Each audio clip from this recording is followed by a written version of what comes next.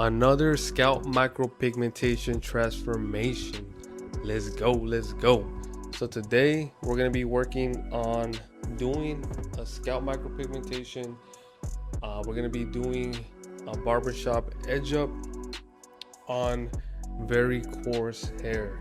So I kind of just wanted to kind of give you guys an overview of what I do, the process and stuff like that.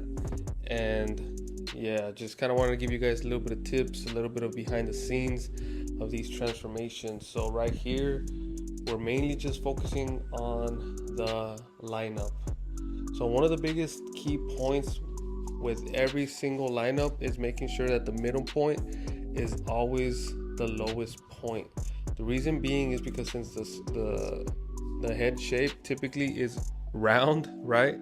Unless we got some some of y'all looking like Roblox out here, but for the most part, since from the front, since you have a round head, you want to make sure that the middle of the hairline is the lowest point. So when someone's looking at you, straight, it gives the illusion that it's straight, because this is not real hair. This is a tattoo. So yeah, and overall, this is the first session. So the main goal of this session right here is we're mainly going to be working on the lighter areas and blending them into the existing hair. So whenever it comes to this, I always like to give the analogy to all of my clients that this is like building a house. The first session is literally like if we're just creating the foundation. So it's the same thing like how when you're about to build a house, you want to lay down the foundation, make sure everything's even, and then that way everything is ready to go for the second session, which is the build out, right? But even by this session, you're going to see a big difference. So now following up with that, this right here is just my routine. A lot of SMP artists either don't do this or don't know what to do here, but it's a very simple thing to do. All you have to do is just make sure that you clean the area. We're just trying to get rid of any excessive oils and exfoliating.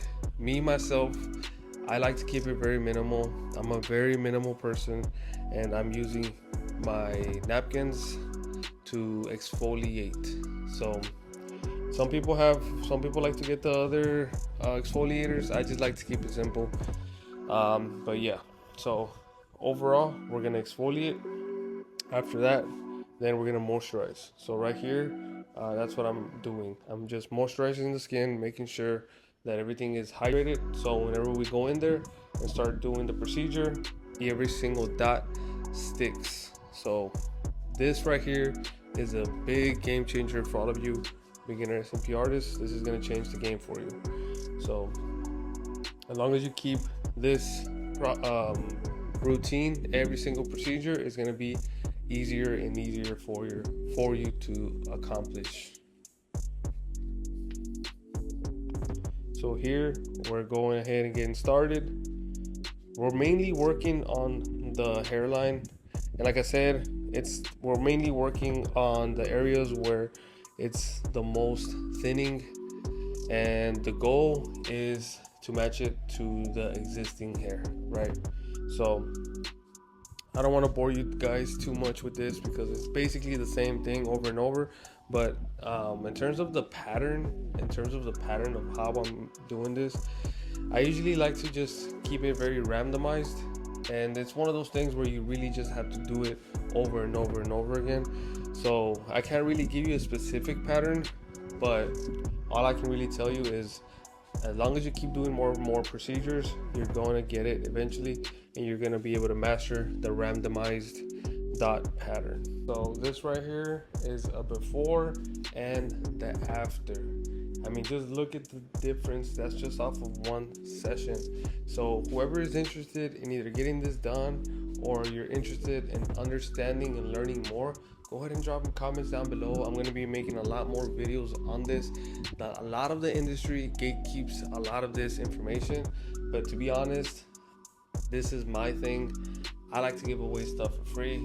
I like to be able to give all the value, and the reason why is because in the long term, if I do decide to come up with some sort of product, stuff like that, I would like for you guys to trust me, that I deliver. So that's really the only reason why I do this. So with all that being said, go ahead and share, like the video so it can help me with the algorithm and put this video in front of more people's eyes, and they can possibly improve their game. So all that being said, I will talk to you guys soon.